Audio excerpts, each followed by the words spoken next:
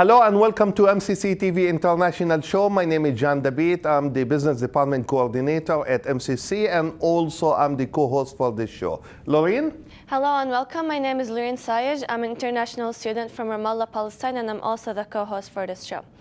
Today's guests are very special, and today's topic is very important. It's about veterans.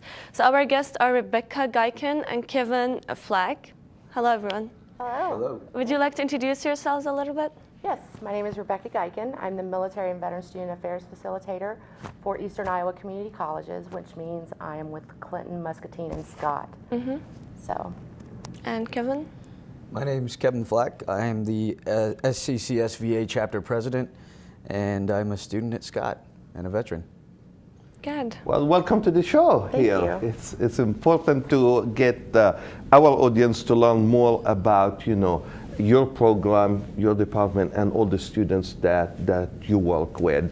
So I think, Loureen, you have... Yeah, Rebecca, first of all, can you tell us the number of students that pursue their education at the three colleges? We have just over Veterans? 217 for the spring semester of this year. Is it usually like this or average? We had a 13% increase since 2012, and I project we're going to have even more. That's Oh, okay, so let me ask you a question, because you said, your title is the Military and Veteran Students Affair at the Eastern Iowa Community Colleges. Can you give us and give our audience some information about that department, that program? What do you do? What kind of issues you deal with here at MCC and also at district level? Okay, John. Basically, I want to go back to a little bit of my background. I am a Army veteran myself. I was an Army wife, and now I'm an Army widow, and I found myself having to go back to college. And I remember the transition was so difficult for me to go 24/7 military into 24/7 civilian life, much less into a college environment. So when this program was developed, I went for the program because I thought that my experience would be really good. The program is just that. It's a help with the transition. It is a support system. We work with a lot of local community resources. For instance, we work with the Vet Center, which is in Rock Island, and we work with the Family Services Support System with James Stout, and he is in Davenport.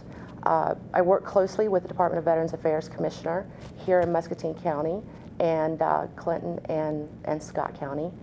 So I make sure that the students are aware of the local resources that are available to them to help with that transition. Also, I'm the Student Success Advisor for all the veteran students.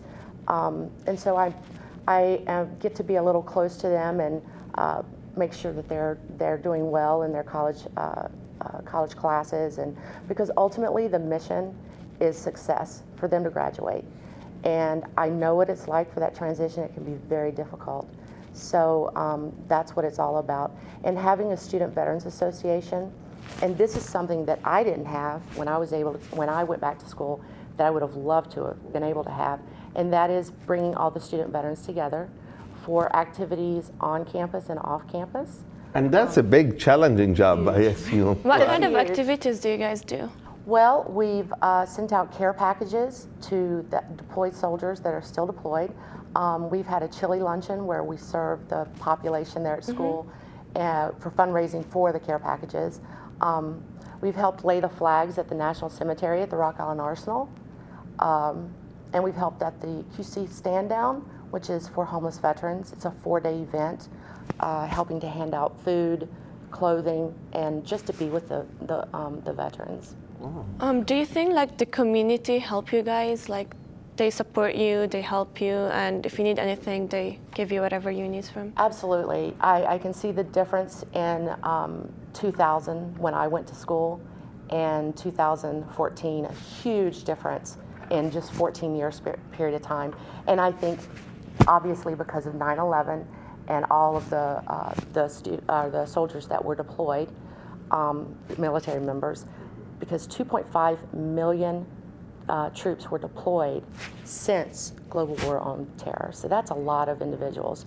And during my time, it was mainly peacetime. We didn't have a major major war such as the one that we've had in the last 14 years. Yes. Yeah, Loureen, do you have any question for Kevin? Yes, sure. Can you please tell us your military background? Where were you? What did you do? Well, I was in the infantry with 10th Mountain Division out of Fort Drum, New York. I did 14 months in Iraq, Hawija, Hegna, Yeah. Riyadh, those areas. Tikrit, went up there. Then I did a year in Afghanistan in the Balkh province, Mazar Sharif, RC North, that area. Got out in 2012 and moved to Iowa to be with my son after he was born. And now I'm reintegrating and continuing my education and learning how to reinsert myself, so to speak, into civilian society from What's a your structured major? environment. What's your major? I actually just switched my major to go into rehabilitation counseling. That's great. That's great. Was the transition hard? I'm pretty sure it was hard, but can you tell us, the audience, more about how hard was it? Reintegration, as far as going from especially an intense environment, you know, and very structured regiment like the infantry provides, back into civilian life is pretty difficult. And you'd think it would be easy, but your mindset and mentality is go, go, go all the time. And when you get back into civilian life, everything kind of slows down, you know? And when you're up here and redlined all the time, you got to learn how to slow down and use that structure and put it in certain ways, compartmentalize, so to speak, and learn how to successfully, you know, utilize those skills that you had in the military to be successful in the civilian world, but it's really hard. So you get around other veterans usually helps and stuff like that, but it was tough. I have a question too. I know that everything in Iraq or Afghanistan was hard for you, but can you share one hard moment that you will never ever forget with the audience? For example, someone you know was shy, or... December 21st, 2007, we lost a soldier, PFC George J. Howell. He had 3 children and 1 on the way, and he was a great soldier, and that was probably the hardest one we had over there at that point. Yeah. Kevin, before we continue, John, who is producing the show today, will be rolling some pictures soon. We would like you to tell our audience or give them some ideas, information about each one of those pictures. But as we're waiting for John to start rolling pictures, I would like, first of all, to thank both of you for your service, guys. It's not easy to be in the military, I assume. You know, I've never been in the military life, so I assume it's very difficult. It is very difficult while you are there, and it's very difficult to adjust when you come back. So it's a tough situation. I know that, but. You know, it would be nice as we start seeing the pictures, it would be nice to start giving our audience some information about, again, each one of those pictures. But as we are waiting for those pictures, I mean, give me something that you think was the most helpful factor in your transition into civilian life. The most helpful factor was probably the resources that I was able to obtain through Rebecca, James Stout, especially coming out here where I have no family and no close ties, so to speak. The veterans are basically your family. And Rebecca herself and James kind of became, you know, pseudo parents by de facto while I was here, and help with the transition, as they do with all the other soldiers they work with, or veterans, you know, Marines, whatever it may be. And, you know, they're able to get you back, you know, bring you from up here to down here and say, hey, we're all in the same boat. You know, we're all veterans. We're here to help each other. You know, we're going to stick this out together. It makes you realize that you're not alone, so to speak. Exactly, you're part of a group. Because in all honesty, this is what I'll say about the transition from military to civilian. You'd think that the military life's real hard, right? In my opinion, I think it was much simpler than civilian life. I Than agree. being in the military. Wow.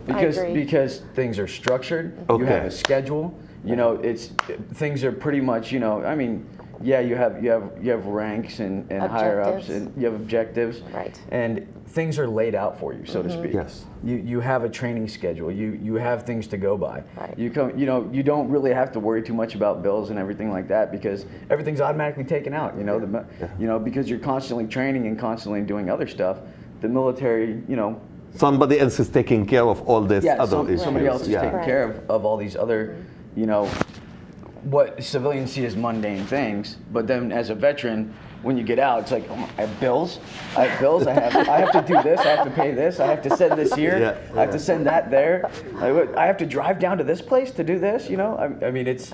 I have a Humvee license. I don't have a driver's license. So it's. Can I interject? Yeah, here too? go ahead. One of the things, exactly, I can totally relate to Kevin in that everything seemed fragmented. There was not a solidified environment that I was so used to. And so consequently, when you do come into the civilian world, it's almost, I'm ready for someone to give me my SOP, my standard operating procedure, and they don't give you that. They don't give you your objectives that you're supposed to complete. And so you're kind of running blind until you make that connection with other veterans and you do. The words, "you are not alone," that's the big thing for us. Yes. You are not alone. And I think that is very important. As we said, like when you get used to certain lifestyle, and suddenly now you are in a different environment, suddenly you have to do things on your own. That support system becomes a must. It's very important too, and it's a lot harder for especially veterans, and during the surge in Iraq and everything going on with Afghanistan. I mean, we're 10 years into the middle, or 11 years into the Middle East war right now. And I mean, the younger veterans who join at 17, 18, those are integral years of development in a young person's life. And when you go into a military structured lifestyle, you don't have those other normal experiences that other teenagers have, or when paramounts in your life, like your 21st birthday, or whatever it may be, your 18th birthday, depending on whether or not your parents signed the contract. But when you miss out on those, it creates a different mentality, because you didn't have those experiences. So when you come back, those other people that have had those experiences, you're on two different playing fields, two completely different mindsets. Not equal ones. Exactly. So a veteran may come back, or a soldier, whatever, may come back and be like, why are these people acting like this? Why are they doing this? And it seems so weird to us. But at the same time, the civilian's like, oh man, this person's crazy. Why are you so high strung about this? Why does it matter? Relax, and it has to do, I believe strongly, with those integral points and years of development. And let's not forget all the psychological issues that veterans go through after wars, and it's hard. Loureen, go ahead. No, I assume it's like a school. I mean, if you think about it, I mean, military is like a school. You get taught certain way. You get used to certain way, and now you're out and you are dealing with those issues. And it takes a lot to adjust. And thanks, Rebecca, for all you do. Because since you started to work here at EICC, I mean, I have been hearing a lot of great stories about you, and we need that, because I know, and maybe you have some statistics for us also about how many veterans do we have at EICC, how many we have at MCC, for example. And I don't know if you do have numbers. I do, but I'd really like to talk about the overall population since the global war on terror started. Yeah. There's been 2.5 million troops that have been deployed. And to kind of piggyback on what Kevin was talking about with the age group, 69% of that number was under the age of 29. Wow. And 2/3 was under the age of 25. So, and obviously coming back to school, that's a huge thing, because they're coming out of the military with a skill set. I mean, Kevin was infantry, and infantry is basically a war machine. And so that's not a skill set that you have out in the civilian world. So he had to come back to college to find a new skill set. And so the Department of Veterans Affairs have given me statistics that in 2008 there were over 500,000 students that were using GI Bill benefits, and that has skyrocketed to over $900,000 in 2012. So the numbers here, we actually have a little over 9% of our population in the entire district is veterans. So we're close to 10%. Wow. Of the entire population of Eastern Iowa Community Colleges. That's a great number. It's a very significant number. That is very significant. Are we going to number. show them the pictures, John? And I don't know if John is ready, so it will be, oh, here. I see the first picture here. Okay, this was actually taken in my truck when I was on a patrol in Riyadh, Iraq. And we came upon a trash pile, and it was full of all these puppies, because there's some really, really bad areas around there. I mean, the trash is just like piled up everywhere. And we had a little tiny patrol base. It was, at the time, it was a patrol base Millet, so we pretty much, Riyadh again, that's Riyadh, that was at a Iraqi police station. We were just doing checks, basically checking in with them and letting them see how things were going. That is actually in between, that is at a checkpoint in between Hawija and Tikrit. Yeah. Yep. That would be Riyadh again, Iraqi police station.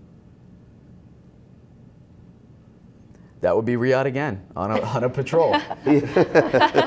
Looks like we got a lot of Riyadh here. Yeah. Riyadh again with that puppy. So tell us something about, if you keep this picture for a little bit, please. Tell us something about, like, you said that you saw all these puppies. So you decided to take one, or just for the picture, or? No, we actually took them back to the patrol base, and we had them for a little while, but it was just nice to have a little puppy out there, because we had a small little patrol base that we rotated in. Our company rotated. I think we had 2 platoons out there at a time. One was on a QRF for mission status, and one was on Force Pro or protection, fob protection, and we rotated in and out. So it was nice to have a little puppy or bring something in there, because I mean it was tiny. We were living in little tents, so. Well, that's. Can you share about the weather over there? I know that it's hot in the Middle East. There's actually, it's surprising because there's 2 extremes. In Iraq, actually, especially where we're at, it actually snowed and it actually got cold during the winter time. And during the summertime, it would get very hot. And it was actually the same thing with Afghanistan, especially in Balk Providence. Yeah. I mean, there was snow on the ground. I mean, nothing like Fort Drum, but I mean, it still got cold. Nothing like Iowa. No, nothing like Iowa either. Nothing like Iowa. But yeah, it's 2 extremes. And what do we see here, Kevin? That's Eric Martin. Mm-hmm. He is with the Color Guard in the Navy. He does funerals and stuff out at the Arsenal for fallen soldiers, fallen warriors. He's been an integral part of our student veterans group, and I mean, he's a father, great man. He's always helping us out, always in our meetings brainstorming, new ways to get veterans together to help them reintegrate. Works closely alongside with Rebecca as well as I do, and yeah, he was actually the speaker for our Veterans Day ceremony that we opened up to the public, and so he spoke at that. So. Excellent. Oh, Afghanistan. That would be Balk Province. That was when I was a squad leader for the Colonel's PSD, and what? Personal Security Detachment. I apologize. That's okay. PSD. Yep. This is some of our student veterans. We had a display during the beginning of the fall where they come out and they display for the organizations and things like that. That's Brandon Ketchum in the baseball hat there. He was a Marine. And in the red shirt there, that's Michael Murphy. Both are SVA members. So they were both deployed. So, wow. Yep. Oh, I like this picture. Yeah. It just shows the one thing that I always talk to the students about, and the sentence that I always say to them that they automatically connect with me, is that you can take the individual out of the military, but you can never take the military out of the individual. So even though we're carrying college books around and we're wearing civilian clothes, there will always be that uniform on underneath that we're never going to be able to detach from. And I think one of the biggest things Rebecca tries to do, and James and Dave Woods and all the veterans facilitators and resources we have out there is, once you get out to help with reintegration, you take off the rank. You stop thinking about that stuff. We're all equals. We all served. We try and put that to rest, put that to bed, so to speak, and learn how to talk with each other, because we all have the same mentalities. So we're on the same frequency, so to speak. And when you bond together like that and you're able to talk to other people, it doesn't make you feel like an outcast. It doesn't make because you feel like you're on you're doing something great in top of the world in the military, and then you get out and like I said, civilians will look at you like, oh, this person's a little bit high strung, and the way we talk to each other and joke around is completely different. From the way civilians talk and joke. Different language. Yes. So Kevin, can you tell us what characteristics do you bring to the classroom? Characteristics that I bring to the classroom? Stern, outspoken, steadfast. Yeah, discipline, definitely discipline. Discipline. I can imagine this. Discipline. Yep, discipline.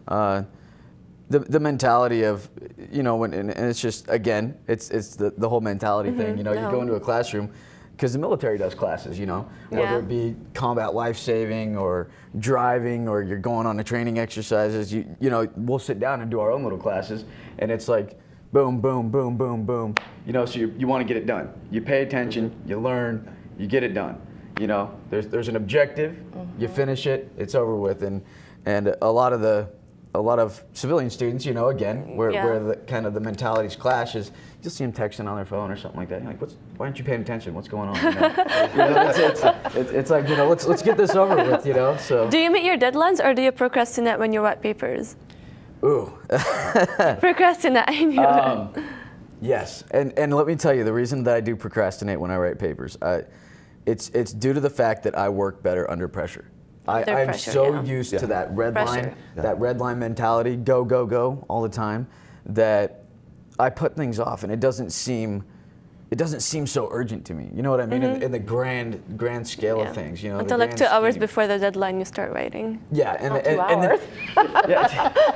I mean a little bit longer than that, but yeah, I'm like, okay, I got to get this done, and then I'll sit down and I'll be going. So it's, again, that's the difference in mentality. And you'll have civilians that they'll 2-3 weeks out, they can start slowly writing a paper, doing something like that, and for some military individuals it's easier than others, or veterans it's easier than others, but yeah, I would definitely say that I procrastinate just so I can pressure myself. Exactly, but you still, even though you work under pressure very well, so that's still okay. That's a style.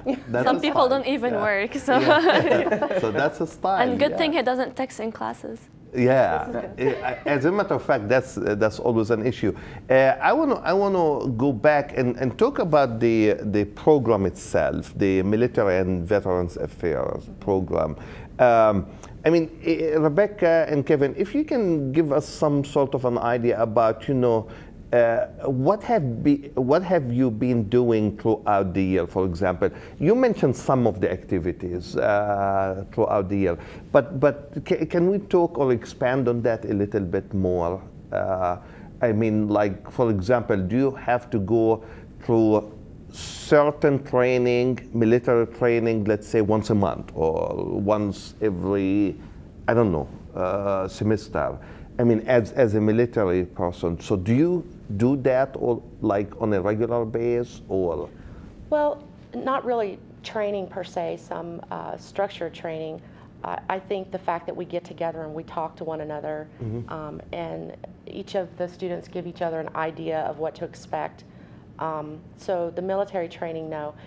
But I do want to speak about the district has really very military friendly. We have policies in place to help students, in-state tuition policy, also with some of the health issues, because the military members bring specific and unique issues and needs, and the colleges have worked phenomenally to help the individuals to help them just to succeed. So the program is, great backing from the administration. And you just mentioned something that is very important. I don't know how many people knows about that really outside the college community. I mean, the tuition. Yes. And I know that the board, the Eastern Iowa Board of Directors made that decision. Yes. So can we just give our audience an idea about the tuitions, especially for the military Yes. personnel? We have a lot of students that live on the other side of the island, or the Mississippi. I'm thinking about the Rock Island Arsenal, because we do have some active duty soldiers that are at the island that come to school. And since they're an Illinois resident, normally Illinois residents have to pay out-of-state tuition. The district has passed that policy where military, veteran, dependents, family members, nobody has to pay out-of-state tuition if you're a veteran. So regardless where Of you where live. you're from. Right, Perfect. exactly. That's great. Well, and if you think about it too, the Rock Island Arsenal, the active duty soldiers, they may have only been there for 6 months, so it's a residency thing too. They may have only been to Iowa, in Illinois for just a few months. So That's great. Yeah, it it pushes is. and motivates veterans to continue their education, which is It does. good. It does. Well, as we're approaching almost the end of the show now, I would like to give each one of you some time to share whatever you would like to share with us.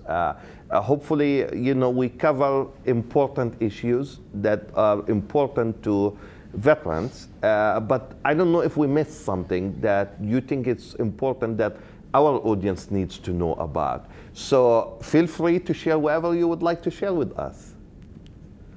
You want me to take this first? You take it first. Okay. I think one of the biggest things as far as veterans and education goes is the actual the meeting together of educators and veterans and learning how each other works. And because education and having an objective for a veteran is a huge deal in their success outside of the military.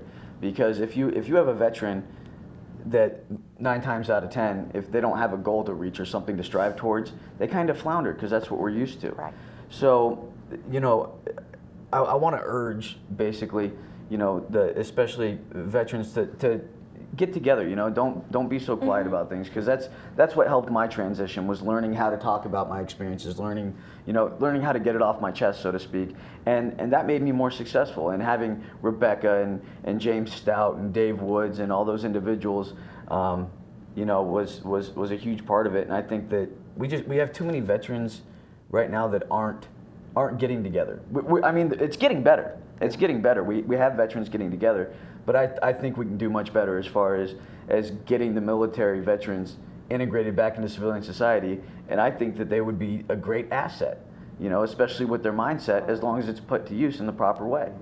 And I can't stress enough that, we need to give them these opportunities, to continue their education, give them goals, give them objectives, and watch what happens. I guarantee you they'll flourish. I guarantee you'll have strong, solid members of the community and society if you do that with military individuals. Or you let them slip by the wayside and you have great people with discipline, ethics, and morals that are just going to go to waste. And I think that's a shame. I agree. Thank you. I would I'm going to piggyback on what Kevin said. The one thing that, since I've started this position, the program began in July of 2012.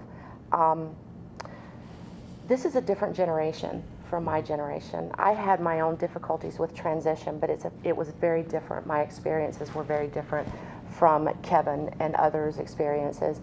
And so I'm learning as I go along to work with this generation. And the one thing that I noticed from all of them is, that they're coming with these skill sets, the discipline, the character, and they're used to applying those skills in a military environment. And they're trying to do that in the civilian. They can't find where it fits. And Kevin is absolutely right about pulling together, going back that camaraderie that we had in the military. I isolated myself for a while because I just didn't know where I fit in, and I am seeing that a lot with today's veterans. I'm seeing that isolation, and that's what we really are trying to work towards, is bringing that those students together.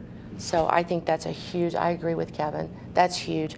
And I enjoy working with this generation. Yeah. We're This different. generation of military. So Well, thank you again for being our guest today Thank you, on John. this show. Thank you for having us. yes, thank you for It's having me. it's our pleasure to have you. We want people to learn about this group.